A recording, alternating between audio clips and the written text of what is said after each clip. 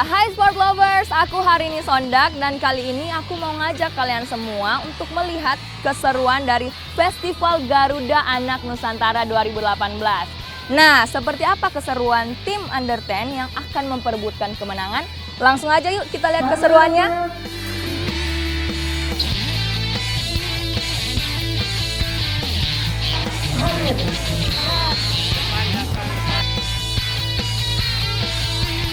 Wah, sport lovers, ternyata di sini kemeriahannya, keseruannya rame banget. Kita bisa ngelihat pendukungnya ini udah banyak banget, mulai dari orang tua sampai pendukung yang lainnya sudah siap menjadi supporter sejati. Pokoknya di sini tuh seru banget dan juga timnya pasti berusaha dengan baik untuk memenangkan pertandingan. Nah, seperti apa keseruannya? Kita akan lihat, namun kita lihat dulu dong yang satu ini. Festival Garuda Anak Nusantara kembali berlangsung tahun ini. Sebanyak 48 klub dari berbagai penjuru tanah air turut serta dalam menyemarakan kompetisi tahunan ini. Terbagi dalam kompetisi Under 10 dan Under 12, Festival Garuda Anak Nusantara konsisten mengadakan rangkaian pertandingannya untuk mengembangkan bakat para anak-anak Indonesia, khususnya di bidang sepak bola. Hal ini tentu menjadi nilai plus tersendiri dan menjadi reward yang sangat luar biasa bagi para pemenang.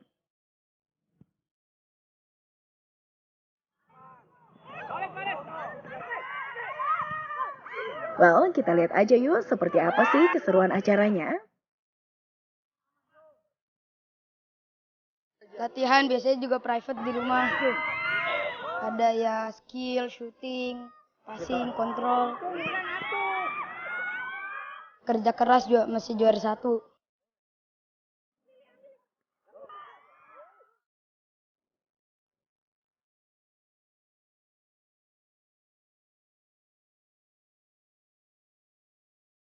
Persiapan kita latihan passing, fisik, kemudian anak-anak juga diharapkan makan yang betul-betul sehat dan bergizi, tidak terlalu banyak main segala macam.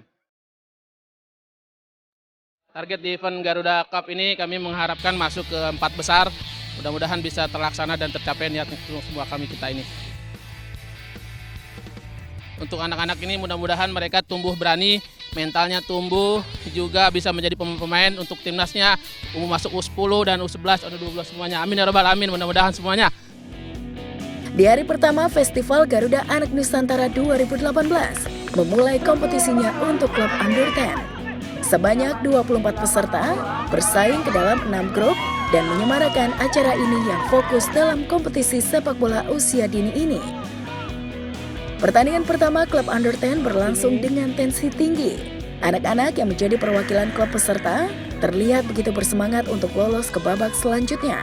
Salah satunya adalah perwakilan dari Brazilian Soccer School yang terlihat begitu semangat dalam pertandingan-pertandingannya.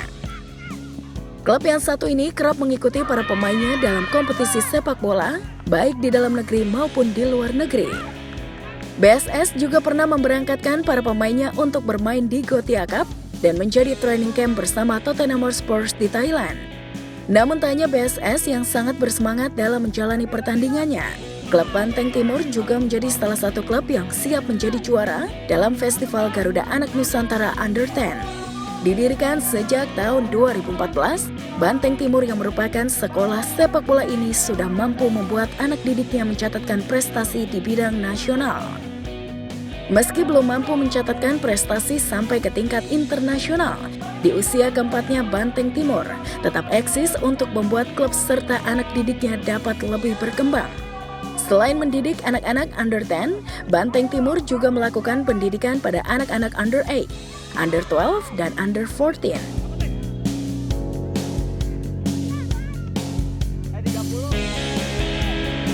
Oke sport lovers, jangan kemana-mana karena masih ada keseruan lain yang pastinya bakalan bikin kita lebih semangat lagi untuk liputan saat ini. So jangan kemana-mana ya.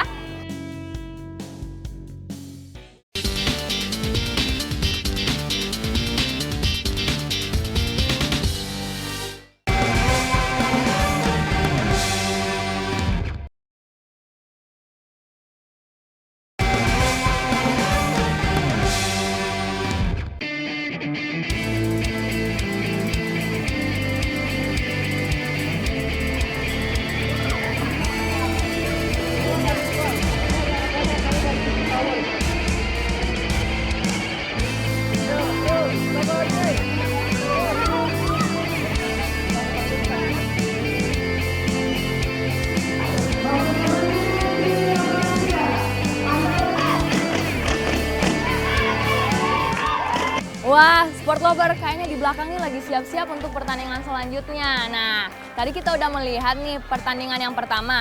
Sekarang kita akan melihat pertandingan selanjutnya. Seperti apa keseruannya? Langsung aja kita lihat yuk. Usai menjalani pertandingan babak penyisihan, terpilihlah 12 tim yang berhak menjalani babak 12 besar. Di antaranya ada Bina Sentra Cirebon, Asiop Apacinti, Raja Wali Emas, dan Brazilian Soccer School. Masing-masing tim yang menjadi pemuncak grup tersebut bersaing untuk dapat lolos ke babak 8 besar. Bina Sentra Cirebon yang menjadi pemuncak grup F harus menghadapi perlawanan runner-up grup D Asiop Apacinti. Setelah menjalani waktu pertandingan 2 kali 10 menit, sayangnya tim asal Cirebon tersebut harus menerima kekalahan dengan skor akhir 4-5. Hasil ini lantas membuat Asiop Apacinti berhak untuk melaju ke babak 6 besar dan akan bertemu dengan Enida FA. Di babak 12 besar lainnya, hasil berbeda dicatatkan Brazilian Soccer School setelah berhadapan dengan Raja Wali Emas. Usai menjalani 20 menit waktu berjalan, BSS mencatatkan keunggulannya 0-1 dan berhasil melaju ke babak 6 besar untuk berhadapan dengan Imran Soccer Academy.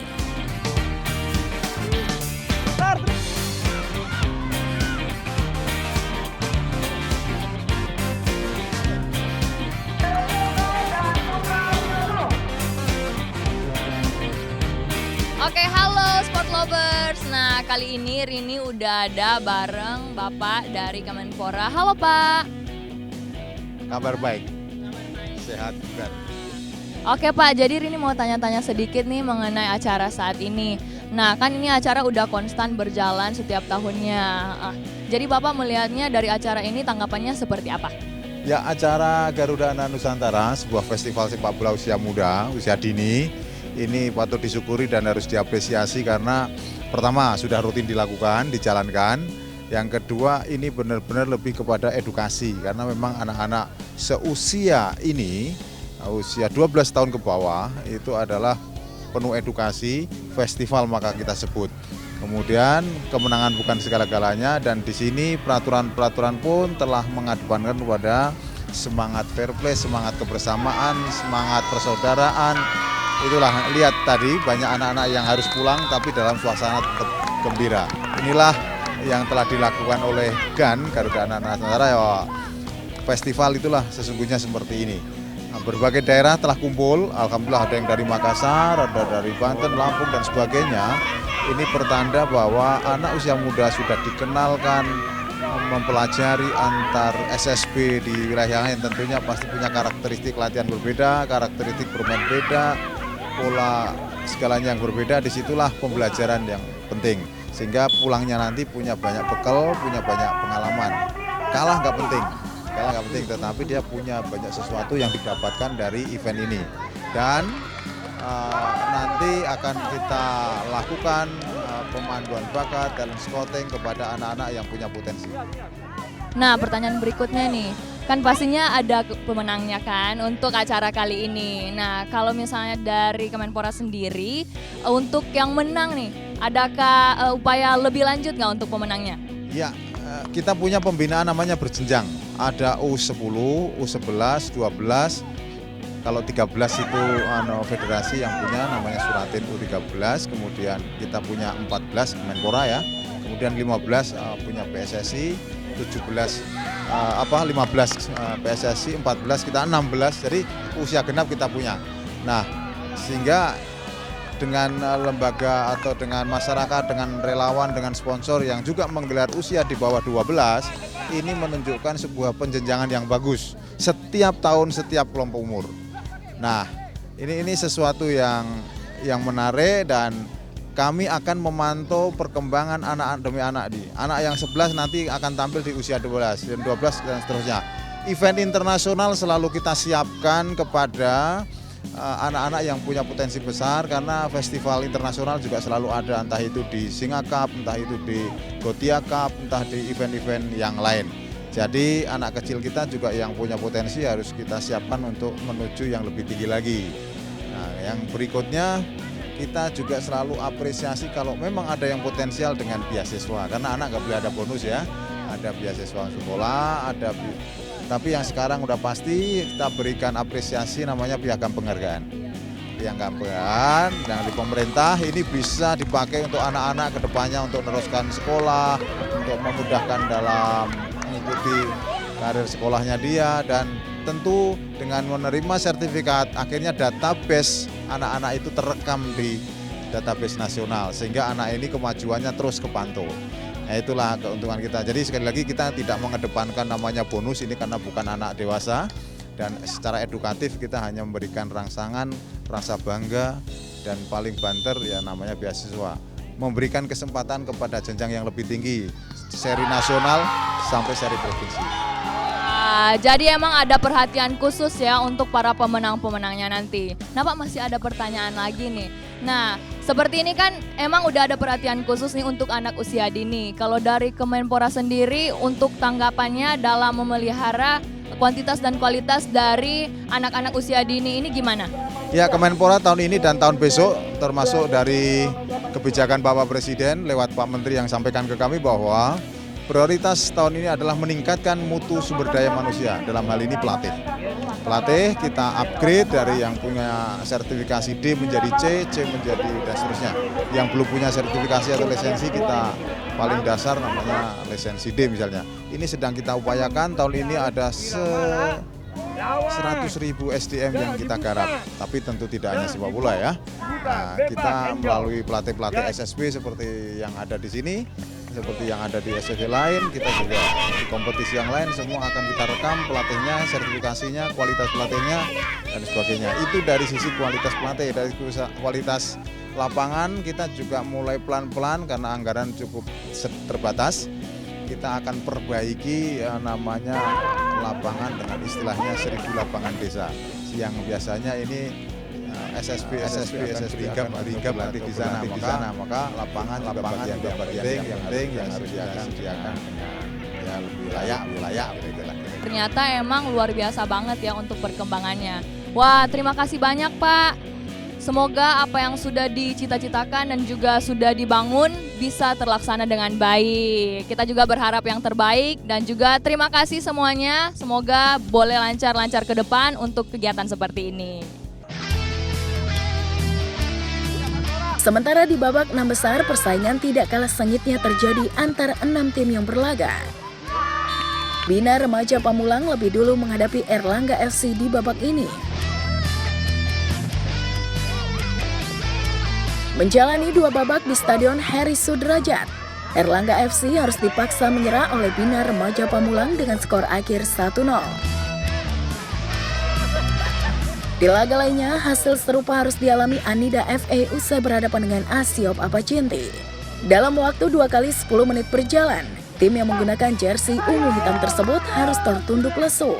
Asiop Apacinti yang menggunakan jersey merah menyala berhasil memperjuangkan kemenangannya 2-3.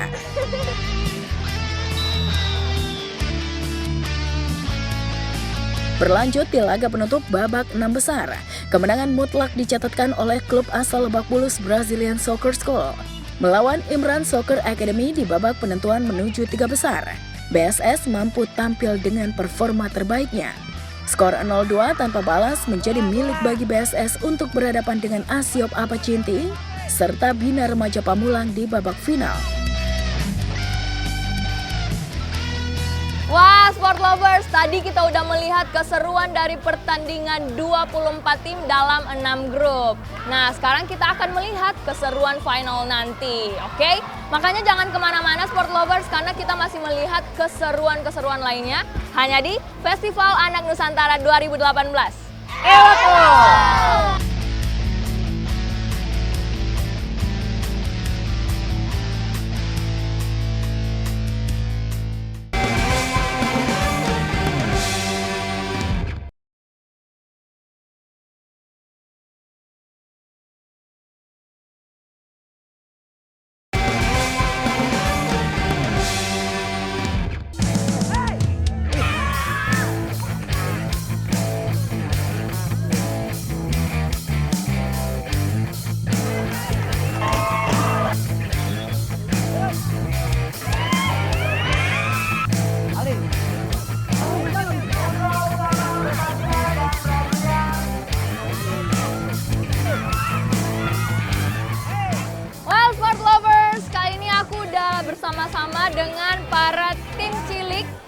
bermain tadi. Gimana pertandingannya, seru nggak? Nah, kalau gitu kita udah nggak sabar lagi untuk melihat pertandingan final. Makanya jangan kemana-mana, kita saksikan liputan final yang satu ini. Usai menjalani babak penyisian di masing-masing grup, babak perempat final dan semifinal, akhirnya Bina Remaja Pamulang, Asiop Apacinti, dan Brazilian Soccer School terpilih untuk menjalani babak final. Menariknya, sistem pemilihan pemenang yang digunakan Festival Garuda Anak Nusantara ini menggunakan sistem Trofeo Cup. Masing-masing tim yang terpilih harus saling berhadapan untuk menentukan pemenang berdasarkan jumlah poin yang didapat. Dalam proses ini, para juri serta wasit yang bertugas benar-benar menentukan keputusannya secara adil untuk menghindari ketidaksepahaman pendapat. Setelah BRP, Asiop dan BSS saling berhadapan, akhirnya juri memutuskan bahwa Brazilian Soccer School menjadi juara ketiga.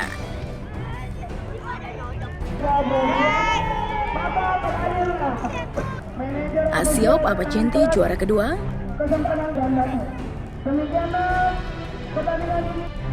serta Bina Remaja Pamulang berhasil menjadi juara pertama dalam Festival Garuda Anak Nusantara Under 10 tahun ini. Masing-masing dari klub tersebut mendapatkan piala serta sebuah sertifikat yang menjadi pertanda bagi kesuksesan tim.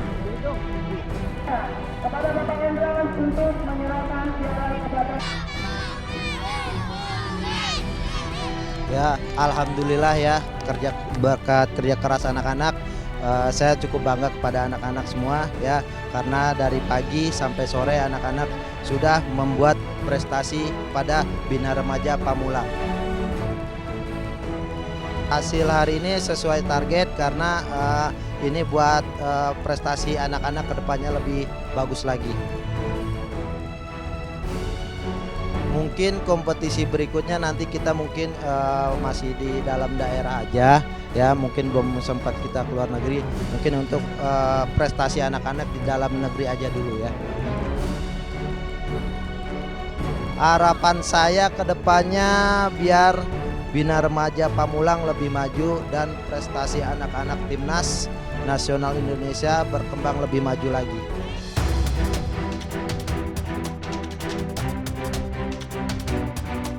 Acara ini bagus sekali ya, terutama untuk tunas-tunas muda, anak-anak kecil khususnya, untuk bisa mulai latihan olahraga dan sportivitas, melatih olahraga dan belajar bersosialisasi gitu.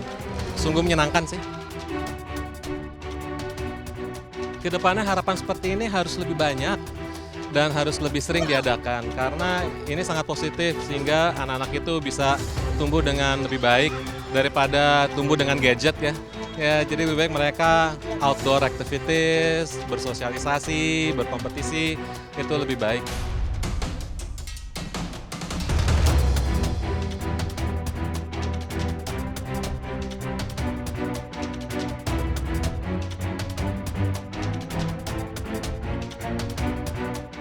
Oke, sport lovers, that's all for today and may the best win. Dan hari ini berharap banget nih, semoga pendidikan olahraga usia dini bukan hanya di cabang olahraga sepak bola, tapi juga di cabang olahraga lainnya. Oke, I see you again and saya Harini Sondak, salam olahraga.